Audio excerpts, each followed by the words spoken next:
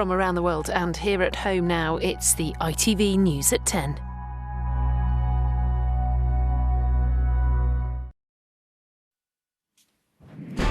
Was Roman Abramovich poisoned at Ukraine peace talks? Shocking claims the oligarch may have been the target of a chemical weapon. The billionaire, former Chelsea owner, attended talks with 2 Ukrainian negotiators in Kyiv early this month. They all suffered piercing eye pain and skin inflammation. Poisonings with secret poisons and so forth go. Russia has a long history of that. So it wouldn't be a completely out of character, that's for sure. But it wasn't apparently a lethal dose, but may have been a warning over taking part in the talks. After being sanctioned by the West, has Abramovich now been poisoned by Russia? We'll get the latest on what we know from Rohit. Also on News at 10 tonight. Partygate, a first group of 20 officials due to be fined imminently over breaching COVID rules. Robert has the details.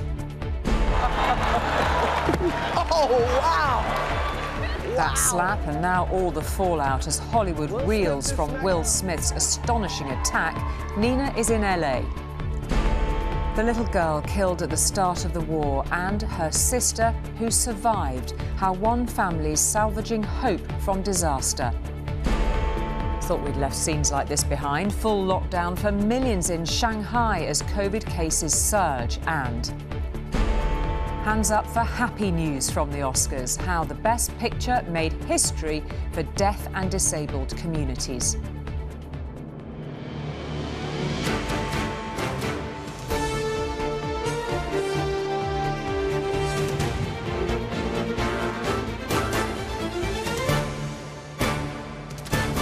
This is ITV News at 10 with Julie Etchingham. Good evening. The pursuit of peace in Ukraine has been going on since week 1 of Russia's invasion. But tonight it appears that Chelsea's former owner, the Russian Roman Abramovich, has paid a price for being involved in early talks. He suffered symptoms of an apparent chemical poisoning, probably at the hands of his own countrymen. He and 2 Ukrainian peace negotiators experienced peeling skin and piercing pain behind the eyes after a meeting in the Ukrainian capital, Kyiv, at the start of the month. All have since recovered. Reports have linked what happened to them to hardliners in Moscow who wanted to sabotage the talks. Face to face in Belarus earlier this month, the 2 sides met. Russians in suits, Ukrainians in military green. It's 25 days since negotiators failed here in this apparent attempt to end the war. But in Kyiv around that time, we now know that another figure was playing a role too. He is Roman Abramovich, longtime friend of the Russian regime, but a guest of the Ukrainians, invited in to try to find a bridge towards peace. His significance was not only as a high-profile oligarch, the owner of Chelsea Football Club, but as a friend of the Russian president. Not clear, though, what he said about the invasion in his private conversations with the Kremlin. The allegation is that he was poisoned along with 2 members of the Zelensky negotiation team. You can see one of them here at talks a few days earlier. Poisonings with secret poisons and so forth go. Russia has a long history of that. So it wouldn't be a completely out of character, that's for sure.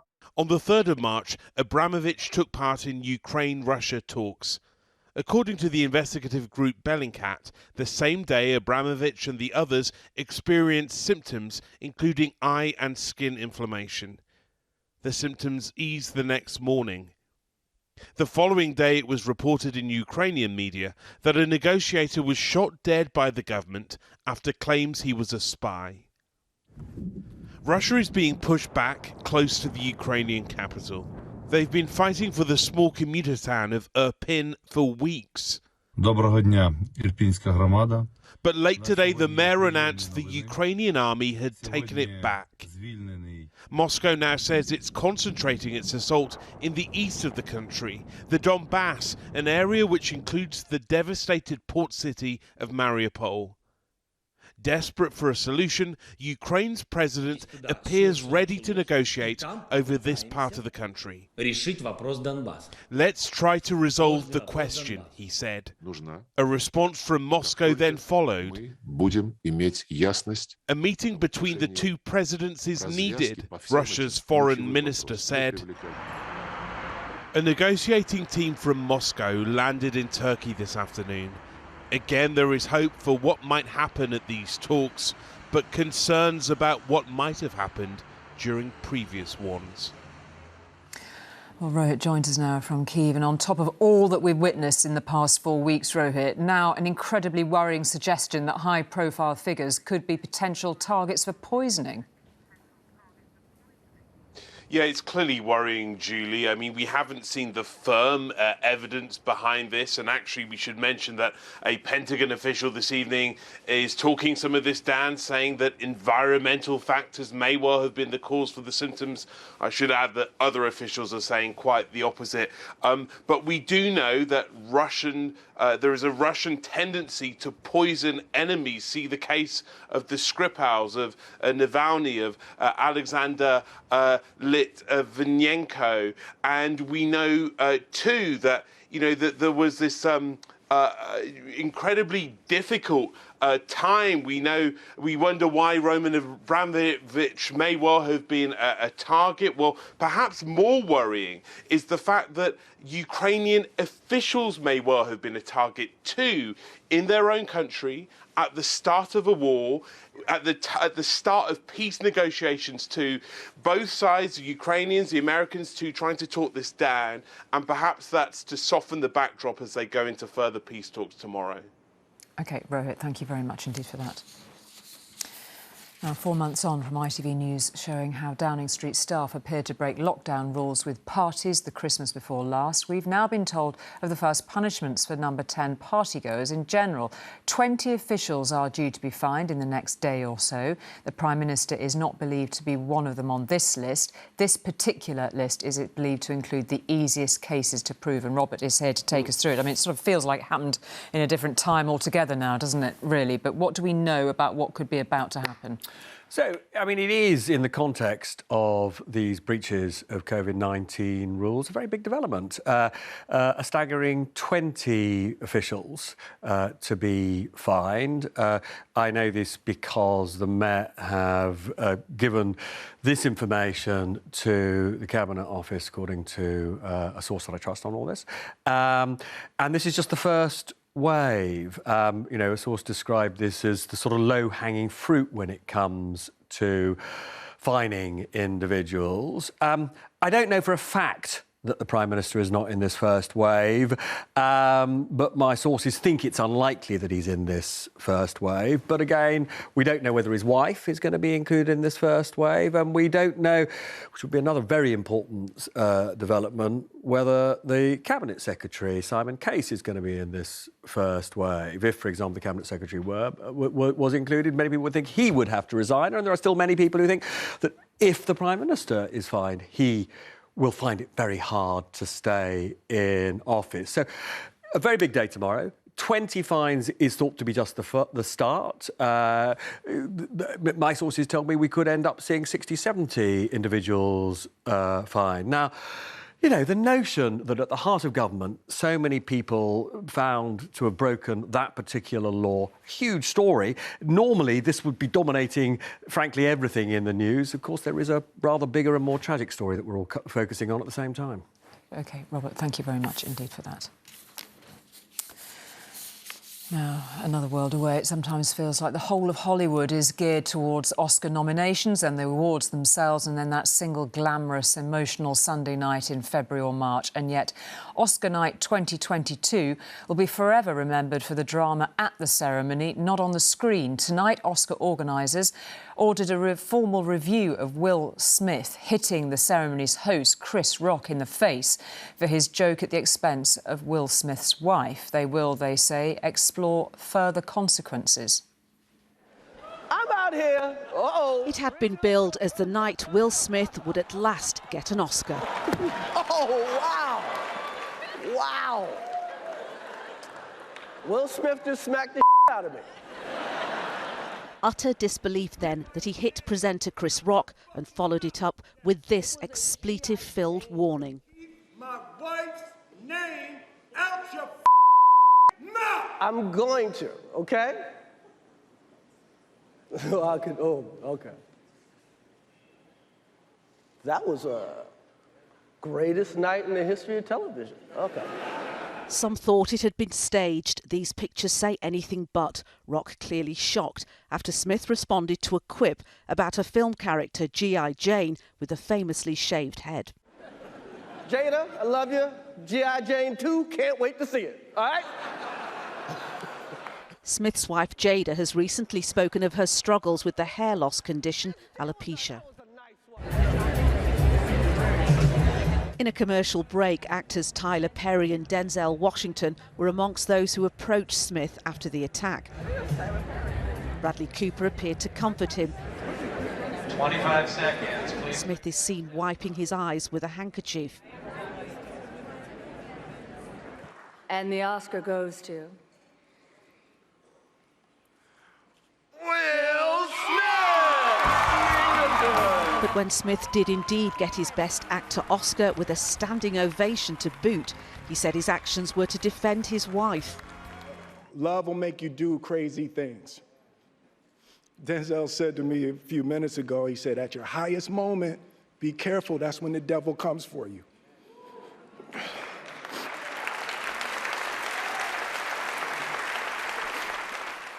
I want to apologize to the Academy. I want to apologize to all my fellow nominees. There was no onstage apology for Chris Rock. And today the Academy has strengthened an earlier statement saying it condemns Smith's actions, adding, "We have officially started a formal review around the incident and will explore further action and consequences in accordance with our bylaws, standard of conduct and California law." At the post-show Vanity Fair party, the ugly incident cast a long shadow. I just don't see any reason for people to go up and... And this should have been one of the biggest nights in Will Smith's life. I think it still is. I feel terrible that there was so much emotion happening that was in front of everybody else. And if somebody insulted my wife in the way it happened, you know, I'd be pretty angry myself. Do you think it's cast a shadow over the whole thing? Listen, I think probably everybody's already talked about it. I'm not even going to weigh in it right now, okay? And the Oscar goes to... Okay, Coda. This was going to be an Oscars remembered for the streaming services winning Best Film for the first time. Apple TV's Coda, about a hearing daughter living with deaf parents, triumphing on the night. Kenneth Branagh, Belfast. And there was delight as Sir Kenneth Branagh, newly recovered from COVID, won his first Oscar for original screenplay for his film Belfast. And we will never forget all of those lost in the heartbreaking, heartwarming, human story of that amazing city of Belfast on the fabulous island of Ireland. This means a lot. Thank you so much. Thank you. They're rounding people up, man. It's happening. It's happening now. It's gone. It's gone. Another British victory came for Riz Ahmed and director Anil Karia for their hard-hitting short film The Long Goodbye, dealing with the immigrant experience. This is for everyone who feels like they don't belong, anyone who feels like they're stuck in a no man's land. You're not alone. We'll meet you there. That's where the future is. Peace. The Oscars is about the drama on screen, but of course it's the drama on stage that is dominating. A moment that is one of the most extraordinary and shocking in Oscars history. The controversy seemed far from Will Smith's mind as he parted after the ceremony, even jubilantly taking to the dance floor, the centre of attention. The Academy that runs the awards will certainly feel under pressure to take some form of action. Well, Nina joins us now from LA, and we know, obviously, that the Academy is contemplating potential further action. It was genuinely shocking, this. Where does this violent outburst leave Will Smith in the eyes of Hollywood, do you think? Well, you know, Julie, perhaps until now, Will Smith was always known as Hollywood's Mr. Nice Guy. There was such a lot of support for him, such a lot of people saying he must win the Best Actor Oscar. The feeling that someone with that kind of box office, someone who is still one of the biggest stars in Hollywood, had not got that biggest award was actually seen as an omission. And now this apparent act of self-sabotage on his reputation. What I think is interesting is that last night the Academy released a statement simply saying, we do not condone violence. Today they've released a statement saying that they condemn Will Smith's actions and they have launched this review. Perhaps they will seek a reprimand from him. Perhaps they will ask him to make a public apology to Chris Rock, forgive me. But I think what is really clear here is that someone who is so popular with the fans, someone so loved with the fans, has shown a side of him that the fans have actually not seen before. It is not a good look, and if I was him, I'd be slightly worried that he would have lost some of his fan base.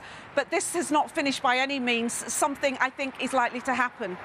OK, Nina, thank you very much indeed for that. And we'll have more reaction to one of the big winners at the Oscars at the end of tonight's programme. Well, when President Biden said on Saturday in Poland that President Putin cannot remain in power, it wasn't the first time he'd gone off script and got himself into trouble. Later, the White House said he didn't mean he wanted regime change. Let's go to Emma in Washington now. Emma, it's been interesting. The president has spoken again tonight, trying to say that he was expressing moral outrage. Has he made things better or worse? I'm not quite sure. It has been a really interesting few days. Those words, those 9 words that he spoke in Warsaw have really dominated that 3-day trip that he made to try and strengthen the Western alliance.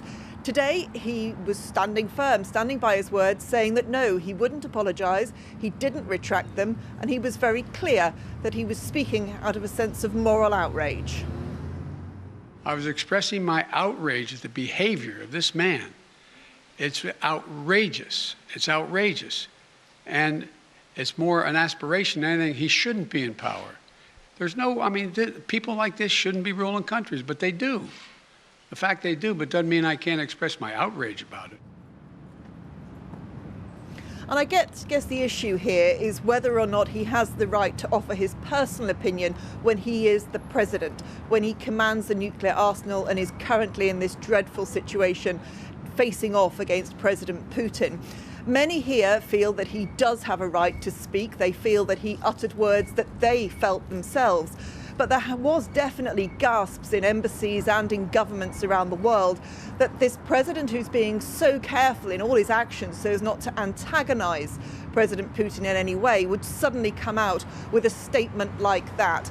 He does say, however, that he still thinks it's possible for diplomacy to continue and he wouldn't rule out meeting with President Putin. Those 9 words, however, may have made that a slightly trickier meeting. OK, Emma, thank you very much indeed for that. Now, within the first week of the Russian invasion, a Ukrainian girl called Polina Kudrin appeared on newspaper front pages around the world for the worst of all reasons. She was said to be the first child to be killed by Russian forces. The attack on her family's car also left her parents and her younger brother dead. Only her big sister, Sophia, survived. She is finally recovering in hospital in Rome. Sophia's grandmother told us the death of children is the most horrible thing, but at least one of her granddaughters has survived. 13-year-old Sophia smiles as she shows off the latest milestone in her remarkable recovery. Now able to cross her legs and wiggle her toes, when she arrived at the San Raffaele hospital in Rome, she was barely conscious and could only move her eyes. Cheeseburger. And like a typical teenager, is ordering cheeseburgers and pizza from her hospital room. She has not been told that when she was shot in the neck in Kiev last month, her mother, father, sister and brother did not survive. In this makeshift intensive care unit in a Kiev hospital basement, doctors gave Sophia no chance of recovering. But in Rome, her progress gives her grandmother Svetlana some hope. The death of children is the most horrible thing. This is our reality now. I feel lucky that one of my granddaughters has survived. She understands everything, I think. It is a forbidden topic for now. We don't touch it. She talks about everything nice. We listen to the music and watch cartoons. We dream about the moment when we get back home, when the war is over. Every day more injured and sick children are brought from the war zone to the sanctuary of this city. At the Bambino Gesù hospital run by the Vatican, 3 ambulances arrive. Their convoy had to stop on the way from Hungary to give one of the children emergency treatment. Their evacuations being coordinated by the operations manager of Ukrainian charity Mother and Baby. Do these children understand what's happened to them and their families? Many of them do not know that they lost their families. Unfortunately, this is the reality of our lives, our children and our Ukraine. Even today, our children are getting killed. Parents lose children and children lose their parents. A holiday camp has become the temporary headquarters for the charity and a temporary home for some families. The messages and calls for help keep coming, but there are some things Allah cannot change. We can't give Sophia back her mom, dad, brother and sister, and we have more than 20 children like that here. We can't reverse what has happened, but we can help them with treatment, support and help them physically to stand on their feet. And while there are more children like Sophia, the work will go on to get them out of Ukraine. Martha Fairley, News at 10, Rome. A new plan in England to target school children who are weaker in English and maths includes more support and higher targets, but no additional money. Currently, 65% of children are leaving English primary schools with the expected standards in reading, writing and maths. The government wants to increase that to 90% by 2030 and to raise the average GCSE grade in maths and English from 4.5 to a 5, the equivalent of an old C. Plenty of teachers have complained about the lack of cash doled out to schools since 2010, something these 4- and 5-year-olds probably don't have a view on yet. But is austerity to blame for the Education Secretary's admission when he visited this East London school that too many children are not getting the education they deserve? This is something that I worry about, that I go to bed at night thinking about. He argued that things had improved in the past decade, but admitted there was much more to do. Only 2/3 of children complete primary school with the ability to read, write and do maths adequately. So 1/3 are not. And I've got to change that. And that's after 12 years of Conservative-led government. Well, yes. What did your predecessors not do? Yeah, well, I'll tell you what happened. We had an acceleration of the academy programme, so we are almost at 10,000 academies now. We've got the evidence of what really works, which is a high-performing multi-academy trust, high-performing family of schools. We know that we can scale it. What he means by a multi-academy trust is a chain of schools directly funded by government working together. To help reach those new targets, the white paper says every school should join a trust. The head of Millfield Primary here in Walsall likes the upward ambition, but she isn't sure this key policy will deliver it. I can't really understand this preoccupation with changing school structure. I don't believe that converting to an academy and joining a multi-academy trust is a panacea for school improvement. ITV News can also reveal the government is about to propose new national standards for children with special educational needs. Councils will have to produce local inclusion plans to help children remain in mainstream schools where they can, and there'll be a new qualification to help boost the number of specialist staff. There is a postcode lottery, and I want to end that postcode lottery. A lottery that many families will recognise, like Sarah Langston and her son Connor in Walsall. I think they could possibly do with more funding to allow for more Senko action to be taken instead of it just being such a long wait. Because for Connor to be assessed, we've been waiting a long time. Nadeem Zahawi thinks his plans will build more support, but not everyone is convinced. Anushka Astana, News at 10. Happily for us, full-on lockdown is no longer in place to control the spread of coronavirus. But in China's biggest city and financial powerhouse, Shanghai, the 26 million people who live there are just starting their most severe restrictions since the pandemic began. Armies of hazmat-clad workers were posted to communities across Shanghai this morning. as China imposed its biggest lockdown of the pandemic so far. They will oversee the testing and distribution of food to millions of people who will be locked in their homes for the next 5 days.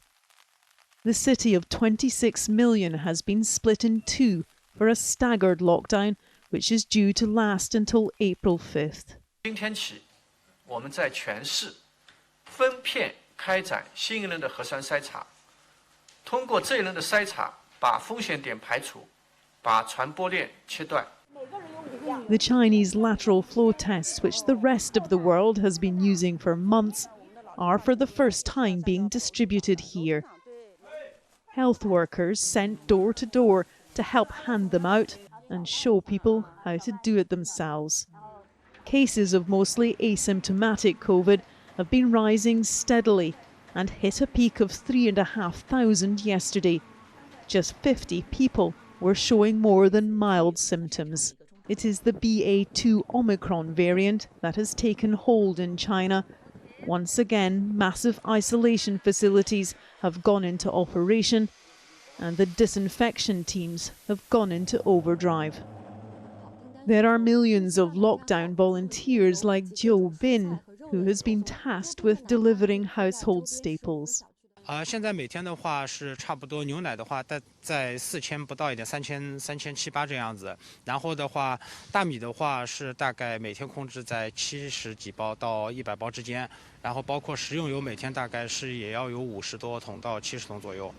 Shanghai is the financial hub of the world's second largest economy, and with several firms and factories shut down, it could impact on global supply chains.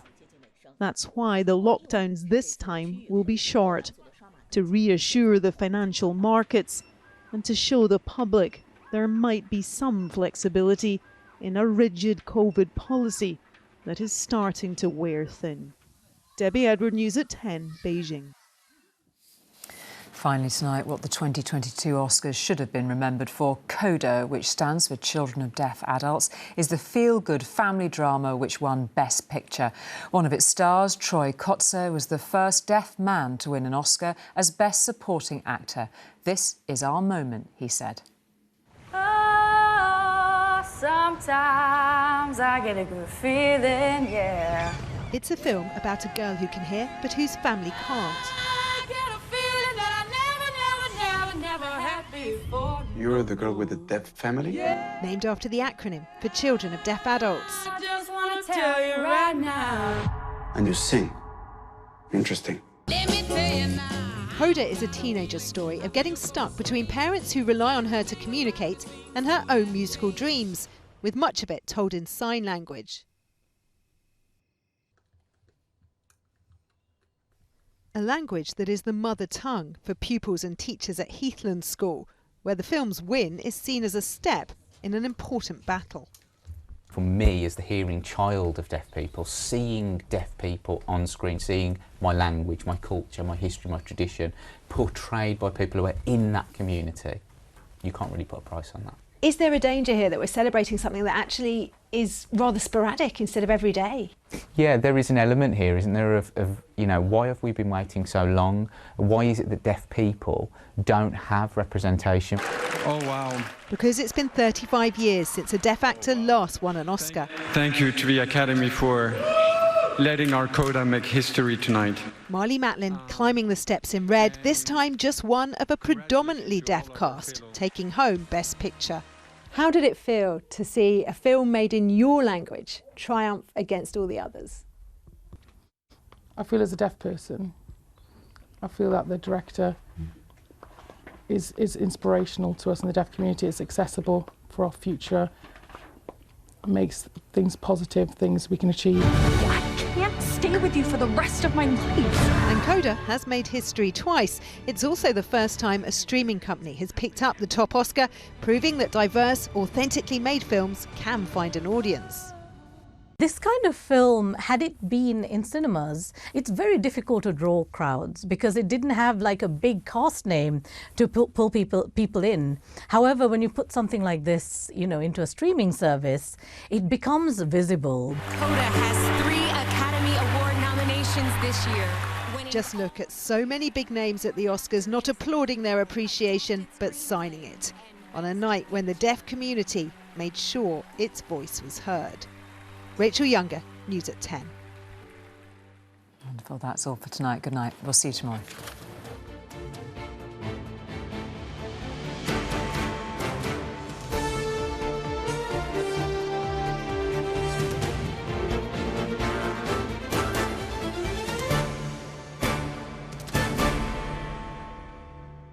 As the energy